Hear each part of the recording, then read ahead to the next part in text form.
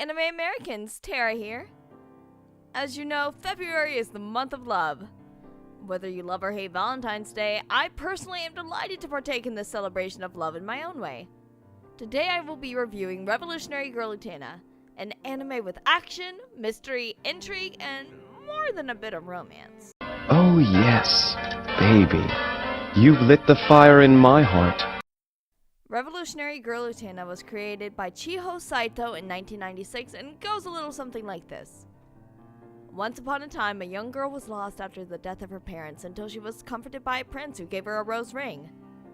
This prince was so impressive to the girl that she decided she wanted to become a prince herself. Utena Tenjou attends Otori Academy, where she sticks out for being the tomboy of the school, even though she's gorgeous. But you know, she must be weird because she wears a male uniform.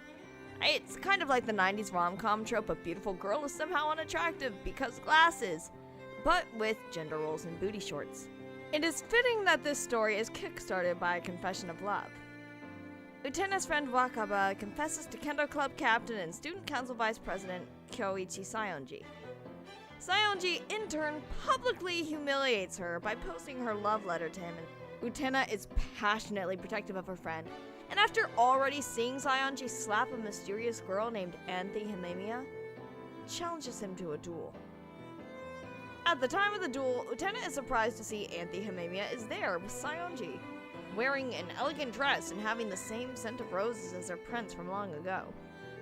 Because foreshadowing. Anthy wishes Utena good luck, to which Sayonji slaps her once more. Sayonji protests that it is not the place of the Rose Bride to be defiant of her master. Anthy elaborates to Utena that the master of the Rose Bride is whomever is the current dueling champion. Utena becomes more fervent in her desire to defeat Sayonji, this time in hopes to free Anthy from him. It is then that Utena remembers the encouragement of her prince and gains the power to overcome Sayonji in the duel. Anthy properly introduces herself the next day to Utena as the Rose Bride, claiming she now belongs to Utena, who is the new champion duelist. Though Utena is warned that student council members will come to duel her now that she is the champion, she is unfazed. This is the beginning of the friendship and engagement between the Rose Bride and the Girl Prince. Revolutionary Girl Utena is divided into 4 story arcs, all of which as confusing and surreal as the next. The Student Council Saga, the Black Rose Saga, the Akio Otori Saga, and the Apocalypse Saga. The first arc, the Student Council Saga, lays the foundation of the plot. The Rose Bride, Anthy Himemiya, is meant to be a submissive woman who grants whomever owns her the ability to revolutionize the world through the power of Dios. Dios was a prince who is seen like a deity, with the ability to give fantastic power. Most duelists wear a rose ring, and all will challenge the champion eventually in order to gain possession of the Rose Bride. Initially, the duelists are all members of the Student Council: Toga, Sayonji, Juri, Miki, and Nanami. This changes a little bit in the Black Rose Saga, but I'm not really going to get into that. The first to challenge Utena is Sayonji, again, who intrudes the shared dorm of Utena and Anthy. He slaps Anthy, again, for insubordination and demands Utena gives him a rematch for their duel. Though Utena claims she'll throw the match because she's not interested in being involved with the duels, in the end, she cannot stand the idea of Anthy continuing to be abused. I'll touch more on this topic a little later, but Anthy being abused is a recurring theme throughout the series. Though I understand the purpose of showing it, it also makes me quite uncomfortable. Anthy is mistreated by Sayonji on several occasions, is slapped around by a number of female students in the school, and is more than applied to endure sexual abuse. Utena continues to be challenged by several student council members.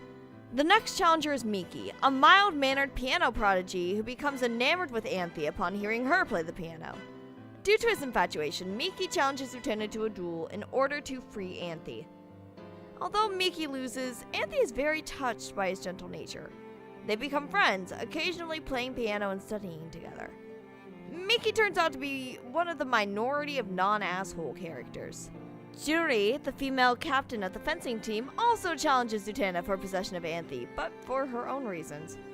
Juri, having been scorned by a friend in her past who told her to believe in miracles, seeks possession of the Rose Bride in order to disprove the existence of miracles at all. The student council president, Toga Kiryu, is the next to challenge Utena. Toga is the handsome male idol of the school who is used to female conquest falling all over him. Toga expresses a romantic interest in Utena, pretending to be Utena's prince from the past. This knocks Utena off her groove, which makes her lose to him. Utena loses her confidence and begins to lose her identity, even going so far as to dress in the female school uniform she protests against. Toga continues to make advances on Utena now that she has lost to him and he shattered her confidence, causing Wakaba to lash out at Utena for being complacent with the manipulation. Utena challenges Toga to once again win Anthy, and with her newfound confidence, she defeats him. Love and romance is a prominent theme throughout Revolutionary Girl Utena. The story often shows Utena as she grapples with understanding adult relationships, and a multitude of different kinds of relationships are portrayed in this series. Utena was in love with the prince from her childhood, which is representative of the first love. The love you never truly get over. The love you compare all future loves to. Utena is inspired by her first love and adopts a similar life philosophy to him by becoming a prince herself. This parallels Nanami, Toga's younger sister, who is obsessed with her brother. Nanami loves her brother to a point of obsession.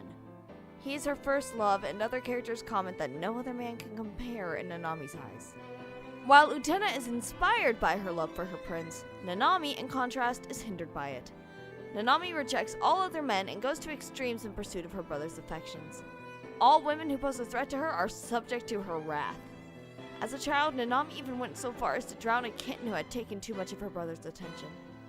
Toga uses her devotion to his advantage, manipulating her into doing his bidding and dueling Utena. This subtly illustrates both the highs and lows of love and what it may drive a person to do. A lot of the romantic themes are taboo in nature. Most prominent are the instances of physical abuse of Anthy, from slapping to the more than implied relationship she has with her brother Akio with dubious consent. The brother-sister relationships throughout the show are generally uncomfortable, such as the relationships between Nanami and Toga, Miki and his sister Kozue, as well as Akio and Anthy. I'm not certain what the purpose of the incestuous relationships were, but I'm sure there was a purpose. Utena is one of the early examples of anime featuring LGBT themes, such as the love Judy has for her friend Shiori, though unrequited, as well as the love between Utena and Anthy, as well as commentary on gender norms. Judy's story in particular is one too familiar to LGBT youth. Judy is in love with her straight friend Shiori, who went on to be in a relationship with a man.